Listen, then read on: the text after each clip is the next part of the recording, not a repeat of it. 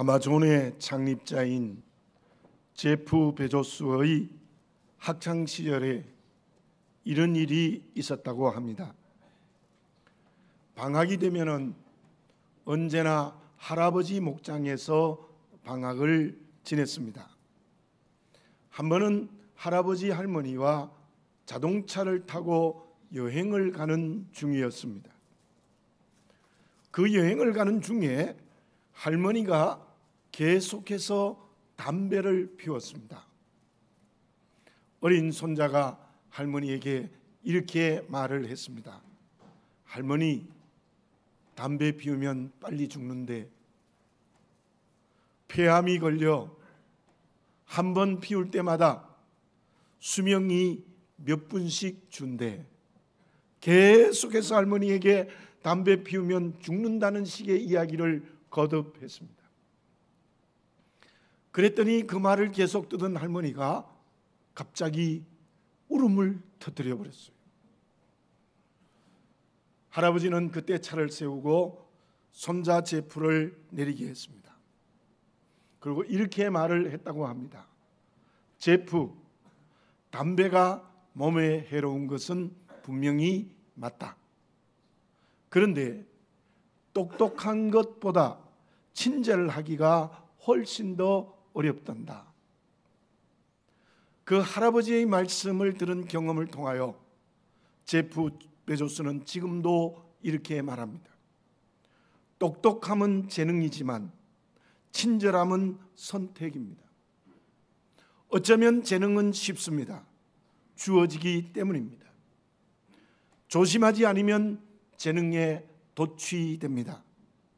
비판에 지칠 건가요? 신념을 쫓겠습니까? 사람을 이용하겠습니까? 사랑하겠습니까? 지금 우리의 모든 삶은 그 선택의 결과입니다. 오늘의 나의 모든 삶은 모두가 다 내가 선택한 결과로 이루어졌다는 것입니다. 저와 여러분들은 하나님의 자녀들입니다. 물론 우리는 하나님의 은혜로 삽니다. 그런데 그 하나님의 은혜가 은혜되게 하기 위해서 어떻게 해야 됩니까? 우리는 그 하나님의 은혜를 받아들이는 믿음을 선택해야 됩니다. 어떤 선택을 할 때 오늘 믿음으로 살아갈 수 있습니까? 출애굽기 10장에 나오는 10계명의 첫 계명이 무엇입니까? 나 외에 다른 신을 두지 말라. 두 번째 계명은 우상을 섬기지 말라. 세 번째 계명은 여호와의 이름을 망령되이 부르지 말라. 그 세 가지의 계명들은 우리에게 무엇을 명령하고 있습니까? 분명합니다.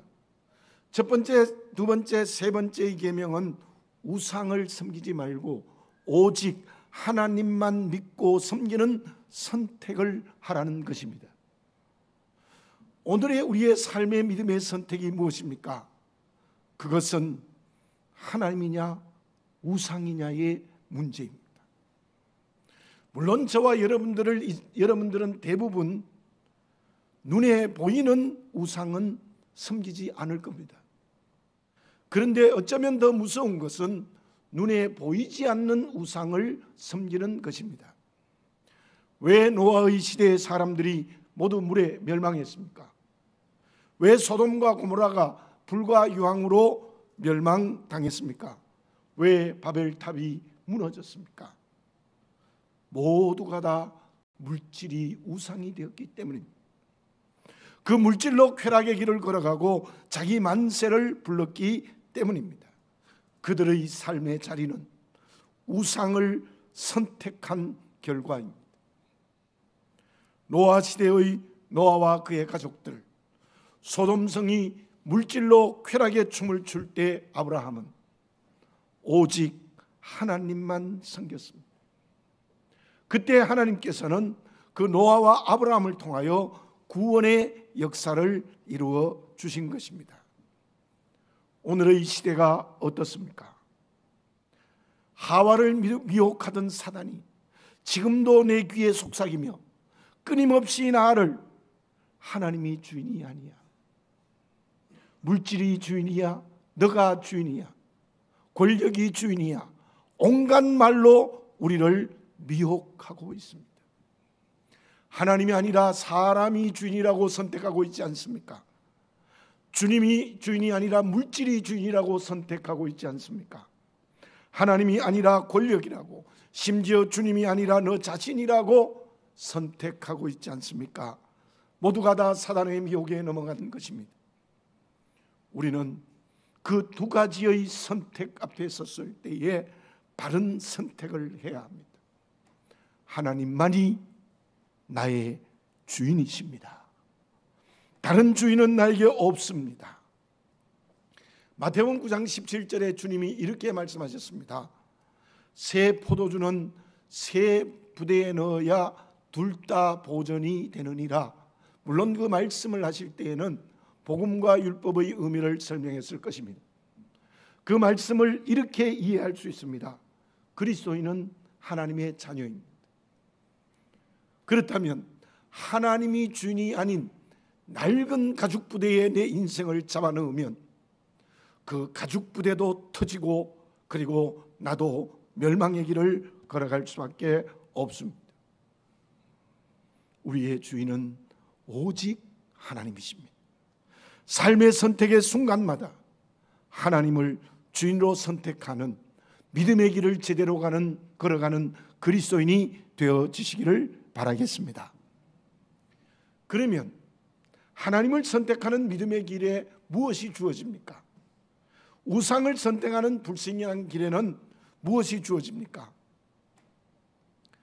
정신과 치료사인 뒤르크하임이 이러한 실험을 하고 나서 이렇게 말을 했습니다. 사람이 살아가는 장소는 그 장소에 전시되는 전시물에 의해서 결정되는 것이 아니다. 인생을 살아갈 때 어떤 것이 화려하게 전시되었다 할지라도 가장 중요한 문제는 그 사람이 어떻게 사느냐의 문제이다. 장소는 사람과 함께 변하고 사람과 함께 달라진다. 장소는 사람에 의하여서 어떤 곳이 되는지를 결정한다는 것입니다. 무슨 뜻이냐면은 아무리 부잣집에 온갖 화려한 가구를 다 들여놓았다 할지라도 욕심이 가득하면 그 집은 화려한 집이 아니라 욕심의 집이 된다는 겁니다. 아무리 가난하도 그 집에 좋은 가구가 없을지라도 정이 가득하면 그 집은 사랑의 장소가 된다는 것입니다. 장소의 심리학이라는 책도 있습니다만은 하나님은 우리에게 중요하게 요구하시는 것이 있습니다. 지금까지 드린 말씀입니다. 너의 삶의 자리가 오직 하나님이 주인이 되라.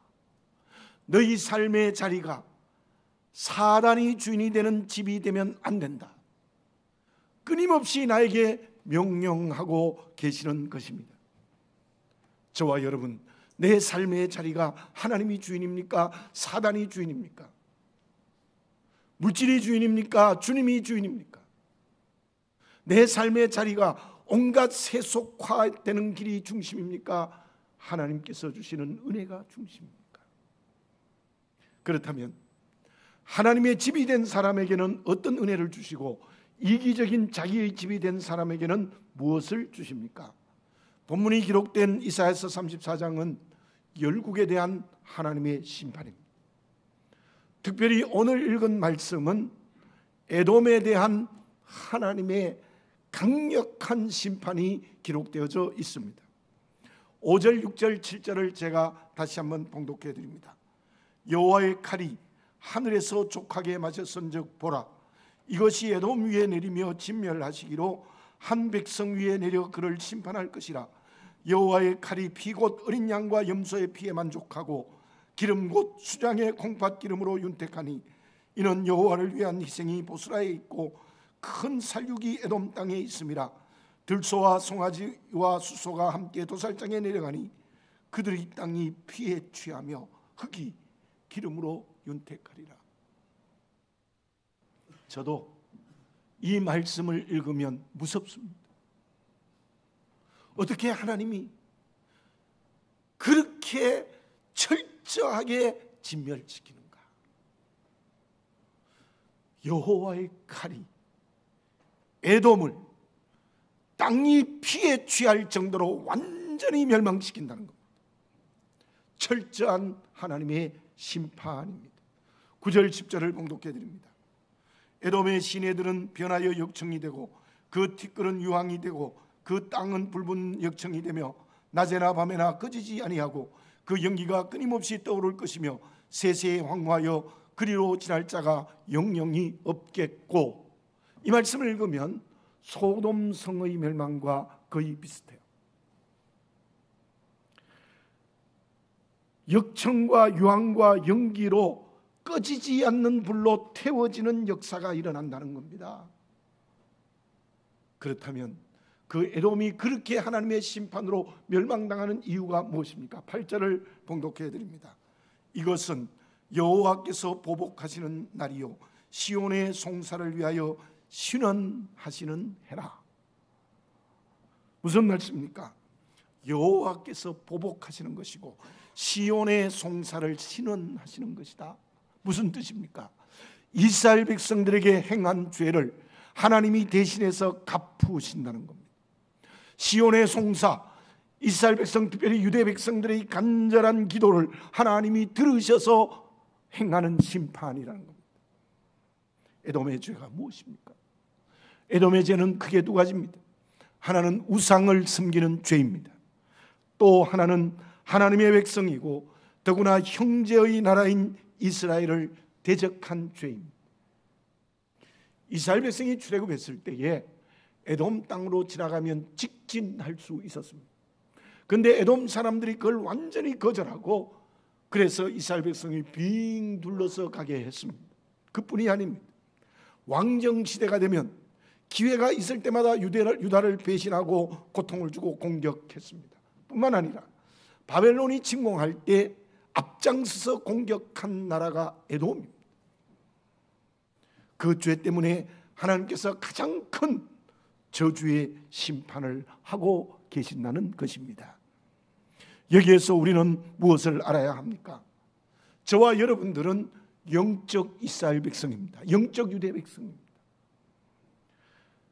하나님을 주인 삼아 믿음의 길을 제대로 가면 이 8절의 말씀을 보면 무슨 말씀이에요? 하나님이 책임지신대요. 하나님이 책임지신대요. 심지어 원수를 대신 갚아주신다는 거예요. 여러분들 믿으시기 바랍니다. 우리가 하나님 주인되어 제대로의 믿음의 길을 걸어가면 하나님이 나를 책임지시고 그리고 원수도 대신 갚아주시는 큰 은혜를 허락하여 주실 줄로 믿습니다. 이 말씀은 우리에게 위로가 되고 정말 우리는 하나님의 손을 끝까지 굳게 잡음으로 말미암아 전능하신 이러한 하나님의 은혜를 받아야 될 줄로 믿습니다. 그러나 또 한 가지는 내가 에돔이 되면 하나님의 심판의 대상이 됨을 잊지 마셔야 됩니다. 우상을 섬기면 하나님이 심판하십니다. 맡겨진 사람들을 사랑하지 않으면, 내가 그들을 미워하거나 저주하면 하나님으로부터 미움과 저주를 받습니다. 그러나 하나님이 주인된 사람의 길을 걸어가는 그리스도인에게는 어떤 은혜를 주시겠습니까? 그것은 하나님의 전능한 손길로 우리를 축복하실 줄로 믿습니다. 온갖 좋은 것을 다 주십니다. 이사야서 62장 6절에서 9절에 보면 이러한 내용의 말씀이 있습니다. 하나님을 쉬지 않게 하는 이스라엘 백성이 되면 땀에 흘리는 수고대로 열매를 주시겠다. 여러분, 그것이 하나님의 큰 축복입니다. 물론 길을 가다가 돈벼락을 맞게 하시는 하나님의 축복도 있을 겁니다. 정말 생각지도 않는 곳에 복권이 당선되는 축복도 주실 수 있을 거예요. 그러나 성경을 세밀하게 읽어보면 하나님이 그런 축복도 주시지만 진짜 축복은 내가 이마에 땀에 흘리는 수고대로 열매가 되게 하는 겁니다. 이게 물질과 땅의 기업의 축복입니다. 예수님이 부활하셨을 때 제자들어 배 오른편에 그물을 내려라. 요한복음 21장입니다. 배 오른편에 그물을 내렸더니 153마리의 고기가 잡혔는데 어떻게 되었다고요? 그물이 찢어지지 않았더라. 153마리가 많이 잡혔는데 그물이 찢어지지 않았대요. 그게 축복이에요. 많이 벌었는데 더 많이 나가요. 축복이 아닙니다. 하나님이 주시는 우리의 물질의 축복, 하나님이 주인 되는 믿음의 길을 걸어가면 어떤 물질의 축복을 주냐면 내 집에 있는 물질의 그물이 터지지 않는 튼튼하게 해주시는 은혜를 허락하여 주실 줄로 믿습니다. 저도 그런 경험이 있어요. 뭔가 돈이 주머니에 있는 것 같은데 열어보면 없어. 썼어요. 가만히 생각해 보면. 근데 그 쓴 게 안 써도 될 때 쓴 것 같아. 여러분들 갑자기 병원에 들어가서 돈이 많이 들었어요. 그게 그물이 터지는 겁니다. 여러분, 우리가 정말 하나님이 주인 되어 살아가면 우리의 집에 물질의 기업의 축복, 땅의 기업의 축복을 주실 줄로 믿습니다. 주십니다. 그리고 영적 축복도 있습니다. 이사야서 62장 6절에서 9절의 뒷부분에 보면은 어떤 말씀이 있느냐 하면 너가 하나님이 주인 되어 하나님을 쉬지 못하시게 하면 가는 곳곳마다 하나님께서 성소가 되게 해주겠다 그래요. 성소가 되게 해주겠다. 마음이 하나님의 나라가 돼요. 가정이 하나님의 나라가 돼요. 영적 축복, 정말 놀라운 영적 축복, 성소가 되는 축복을 해주겠다는 약속입니다. 내가 거룩한 사람이 되고 더 나아가서 나를 통하여 놀라운 역사가 일어나게 해주겠다는 약속이십니다. 분명히 알고 믿으시기를 바라겠습니다. 나의 삶의 자리가 하나님이 주인 되어 있습니까? 그러면 하나님의 전능의 손으로 축복해 주실 줄로 믿습니다. 원수를 갚아주십니다. 책임지십니다. 물질의 기업의 축복을 주십니다. 뿐만 아니라 영적 축복도 주시는 줄 믿습니다. 산사면에 장마비가 내리는 것처럼 우리의 모든 삶의 자리를 전능의 손으로 축복해 주실 줄로 믿습니다. 그러나 하나님이 주인 되시지 않고 다른 것이 주인이 되면 하나님의 심판의 자리가 됩니다. 거기에는 그물이 터쳐지는 일이 일어납니다. 나도 모르게 문제가 생깁니다. 견딜 수 없는 인간관계의 고통이 나를 붙듭니다. 내 마음은 하나님의 나라가 아닌, 가정과 직장과 사업도 하나님의 나라가 아닌 하나님의 심판의 자리가 됩니다. 사랑하는 교우 여러분들, 오늘 이 예배를 드리면서 내 삶을 정직하게 보시기를 바라겠습니다. 고난이 하나님의 연단이면 좋습니다. 괜찮습니다. 그러나 우상을 섬김으로 말미암아 내 삶의 자리가 하나님의 심판의 자리가 되었다면 오늘 이 시간 회개하시기를 바라겠습니다. 하나님이 주인된 삶의 자리로 바꾸시기 바랍니다. 앞에서 말씀드린 출애굽기 20장 4절에서 6절에 보면 두 번째 계명을 자세히 읽어보면 이렇게 말씀하고 있어요. 우상을 섬기면 3, 4대까지 심판하겠다. 그러면 5대부터는 심판 안 한다는 말인가? 네, 그런 뜻이에요. 여러분들, 하나님의 손으로 3대, 4대까지 심판하면 어떻게 될까요? 그 집이 없어져 버려요. 이 에돔처럼 심판해 보세요. 3, 4대까지 가겠습니까? 완전히 끊어버리는 심판을 하겠다는 거예요. 그러나 하나님이 주인된 사람에게는 하나님의 은혜의 축복을 언제까지 주신다 그랬어요? 1000대까지. 정말 1000대만 주실까? 예, 1000대까지 주신다는 것은 영원히 주신다는 약속의 말씀입니다.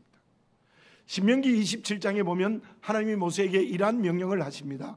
가나안에 들어가면 에발산에 제단을 쌓으라. 그리고 지팔들을 양쪽으로 갈라 세우라. 그리고 은밀하게 우상을 세운 자들에게는 하나님의 저주를 선포하라고 말합니다. 실제로 여호수아서 8장에 보면은 그 말대로 가나안에 들어가서 에발산에 제단을 쌓습니다. 그리고 여호수아가 이렇게 말합니다. 축복과 저주를 선포합니다. 어떻게 해요? 하나님이냐 우상이냐, 그 둘에 의하여서 축복을 받을 수 있고 저주를 받을 수 있다고 실제적으로 말합니다. 내 인생의 주인이 누구입니까? 우리의 가정과 직장과 사업의 주인이 누구입니까? 우리 교회의 주인이 누구입니까? 온전히 하나님만 주인 되어지시기를 바라겠습니다. 하나님께 그렇게 될 때 전능의 손길로 영육의 축복을 하여 주실 줄로 믿습니다. 그러나 우상이 주인이 되면 하나님의 심판의 손길이 있다는 것을 잊지 아니하는 본문의 말씀이 되어지시기 바랍니다. 그러면 하나님의 축복과 심판의 기준은 무엇입니까? 무엇으로 하나님이 주인된 사람에게서는 축복하시고 우상이 주인된 사람에게는 심판하십니까? 어떤 심리학자가 이러한 실험을 해보았습니다. 한 그룹의 사람들에게는 그 상대하는 사람이 온갖 자기 자랑을 30분 동안 하게 했습니다. 그러니까 상대방에게 30분 동안 말한 사람이 자기 자랑을 계속해서 했던 거예요. 끝나고 난 다음에 결과를 물어보았더니 대부분이 그 말을 듣는 그 말을 들은 사람, 그 말을 말한 사람이 이렇게 말했습니다. 실험인 줄 알았어요. 그럼에도 불구하고 30분 동안 자랑했더니요, 마음이 허전하대. 실컷 자랑했는데 마음이 허전하대. 그리고 후회가 된대요. 반대로 이렇게 해봤습니다. 또 다른 그룹의 사람들에게는 그 어떤 사람이 30분 동안 좋은 말, 아름다운 말, 자연의 광경 이런 것들을 계속해서 듣게만 했습니다. 그 30분을 듣고 난 다음에 물어봤습니다. 마음이 어떠냐 물어봤더니 대부분의 사람들이 무언가를 많이 얻은 것 같습니다. 너무너무 마음이 기분 좋고 뿌듯합니다. 대부분이 그렇게 대답해요. 물론 우리 말해야 스트레스가 풀려요. 우리 여성들이 좀 잔소리를 많이 해야 그 스트레스가 풀리는 것은 맞아요. 그러나 사람과의 관계에서 중요한 것이 무엇이냐면 말하는 것보다 듣는 것이 중요합니다.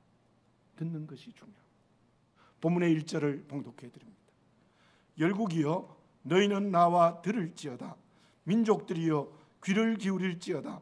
땅과 땅에 충만한 것 세계와 세계에서 나는 모든 것이여 들을지어다. 그랬습니다. 말하라 그랬습니까? 들어라 그랬습니까? 들어라 그랬습니다.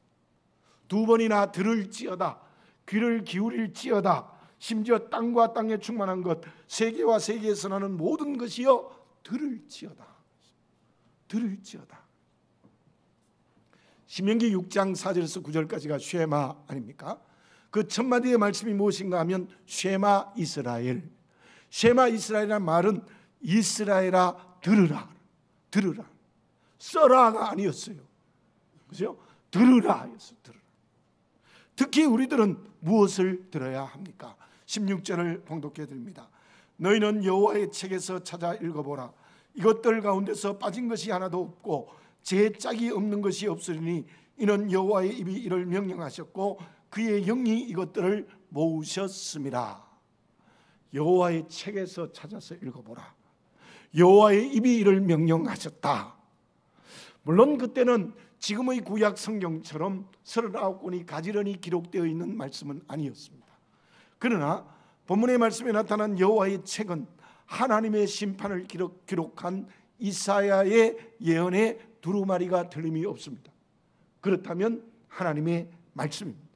여호와의 입의 명령은 말할 것 없이 분명히 하나님의 말씀이지요. 무슨 말씀입니까?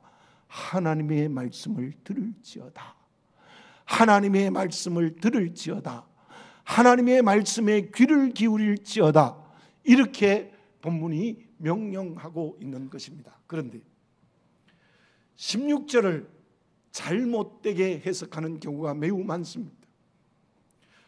본문의 말씀 중간에 보면은 이것들 가운데서 빠진 것이 하나도 없고 제 짝이 없는 것이 없으리니 거기에서 이것들 가운데와 제 짝이 없는 것이 없다라는 제 짝을 성경 말씀으로 해석합니다. 그러나 그 해석은 잘못된 해석입니다. 이사야서 33장의 문맥을 전혀 모르고 해석한 것입니다. 저는 오늘 또 설교를 할 때 다른 곳에 있는 성경 말씀을 인용을 했습니다. 그러나 그것을 본문의 말씀을 예를 들어서 성경은 모두 짝이 있다, 성경에는 빠진 것이 없다, 그렇게 해석하면 잘못된 것입니다. 특히 이 이사야서 34장 16절을 누가 가장 많이 사용하고 인용합니까? 이단입니다. 이단은 대부분이 이사야서 34장 16절을 중요한 말씀으로 인용합니다. 무슨 말씀인가 하면 여호와의 증인은요, 말씀을 말씀으로 해석해야 한다며 본문을 이용합니다. 여호와의 증인 보십시오. 전부 여기 있는 말씀, 저기 있는 말씀 전부 해가지고 이렇다 이렇게 얘기하죠. 그 기준이 이 본문의 말씀에 있는 겁니다. 신천지도 그렇습니다. 제가 찾아봤습니다. 신천지도 그렇습니다. 본문을 통해서 말씀은 다 짝이 있고 말씀에 빠진 것이 없으니 그걸 통하여서 자기들의 교리를 만든 것입니다. 인용할 때 조심해야 합니다. 왜냐하면 말씀은 언제나 그 문맥에서 주어지는 뜻이 있기 때문입니다. 그렇다면 그 말씀의 뜻이 무엇입니까? 앞뒤 문맥을 보아야 합니다. 에돔이 하나님의 심판을 받아 황무지가 되는 것을 11절에서 15절에서는 이렇게 말씀하고 있습니다. 에돔 전체가 짐승의 거처가 된다. 짐승들의 거처가 된다. 그래서 사람이 살 수 없는 곳이 된다는 뜻이 11절에서 15절의 말씀입니다. 보십시오. 당하새, 고슴도치가 땅을 차지하고 부엉이와 까마귀가 거기 살고 또 굴과 타조와 승냥이의 처소가 되고 들짐승이 이리와 만나며 수염소가 그 동료를 부르며 올빼미가 거기에 살며 또 뒤에 보면 솔개들도 각각 제 짝과 함께 거기에 모이리라, 이런 말씀이 있거든요. 자, 본문의 말씀의 의미는 무엇이냐 하면 성경 말씀에게 빠진 것이 없고 제 짝이 없는 것이 없다는 뜻이 아니라 그 말씀의 내용은 전부 짐승들을 말하는 겁니다. 실제로 16절을 문맥으로 말씀하고 있는 성경이 있습니다. 세번역에는 이렇게 번역합니다. 이 짐승들 가운데서 어느 것 하나 빠진 것이 없겠고 하나도 그 짝이 없는 짐승은 없을 것이다. 쉬운 성경에서도 이렇게 번역하고 있습니다. 이 짐승들 가운데 하나도 빠진 것이 없었고 그 짝이 없는 짐승도 없을 것이다. 제가 왜 이 말씀을 드리는가 하면요, 뭔가 어디에 갔더니 말씀이 딱 떨어지게 해석하더라. 이단일 가능성이 매우 많습니다. 전부 이 본문의 말씀을 인용해서 그렇게 설명합니다. 그 말씀을 다시 종합해서 말씀드립니다. 하나님의 말씀의 심판으로 에돔은 짐승들의 거처가 되어 완전히 황무지가 된다는 뜻입니다. 그리고 17절을 봉독해 드립니다. 여호와께서 그것들을 위하여 제비를 뽑으시며 그의 손으로 줄을 띄어 그 땅을 그것들에게 나누어 주셨으니 그들이 영원히 땅 차지하며 대대로 거기에 살라. 그것들에게 나누어 주며 그들이 영원히 차지한다. 이 그것들은 전부 짐승들. 마치 하나님께서 이스라엘 백성이 가나안 땅에 갔을 때 가나안 땅을 12지파에게 제비를 뽑아 나누어 줬듯이 이 에돔 땅은 짐승들의 거처가 되어져서 완전한 사람이 살 수 없는 곳이 되어졌다는 뜻입니다.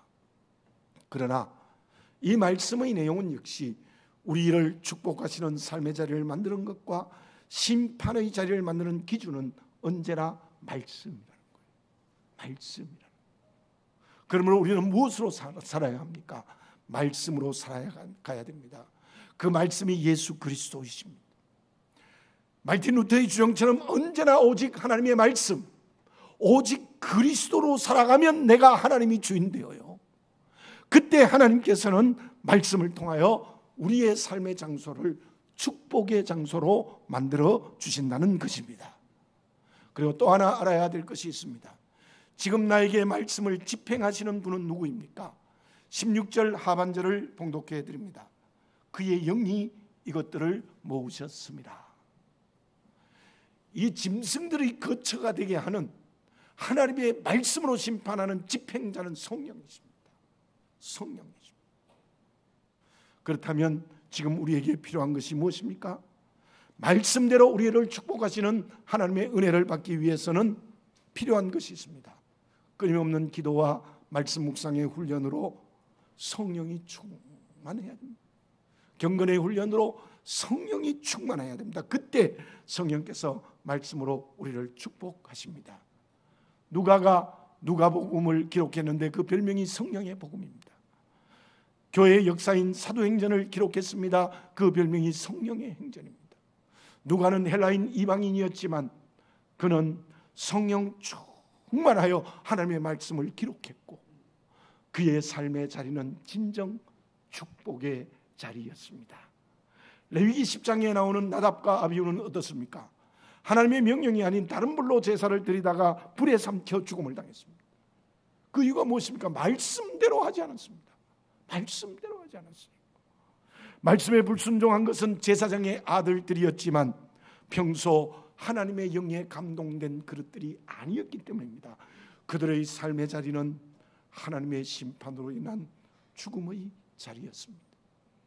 사랑하는 교우 여러분들, 저를 포함해서 우리의 삶의 자리, 마음까지 온전히 하나님이 주인 되셔야 됩니다. 성령 충만해야 됩니다. 말씀에 붙들려야 됩니다. 그때 하나님께서 성령을 통하여 말씀으로 우리의 삶의 자리를 크게 축복하시는 역사를 이루어 주실 줄 믿습니다. 결과는 어떻게 되어졌습니까? 삶의 자리가 하나님의 축복의 자리가 되면 언제나 하나님의 사명의 길을 걸어갑니다. 그 사명의 길에는 반드시 시냇가에 심은 나무처럼 구원의 열매가 맺힙니다. 그러나 삶의 자리가 하나님의 심판의 자리가 되면 바람에 나는 개와 같이 열매가 없습니다. 그리고 그야말로 짐승들의 거처가 되는 항무지가 되고 맙니다. 기회 없는 능력은 소용이 없다는 말이 있습니다. 우리에게 주어진 하나님의 말씀의 능력이 우리의 삶의 시간에 쓰여지는 역사가 일어나시기를 바라겠습니다. 그것이 무엇입니까? 성령으로 말씀 순종하는 내 삶의 자리가 온전히 하나님이 주인이 되는 겁니다. 그때 하나님께서는 그 삶의 자리를 크게 축복하실 줄 믿습니다. 지금 여러분들의 삶의 자리가 하나님의 축복의 자리입니까? 심판의 자리입니까? 기도드리겠습니다. 사랑하는 아버지 하나님, 다시 한번 나를 보게 해 주시옵소서. 하나님의 축복의 자리인지 하나님의 심판의 자리인지를 깨닫게 하시고 우리 모두가 다 하나님의 축복의 자리인 오직 하나님만이 주인된 생명의 길을 걸어가게 하여 주시옵소서. 예수님의 이름으로 기도드립니다. 아멘.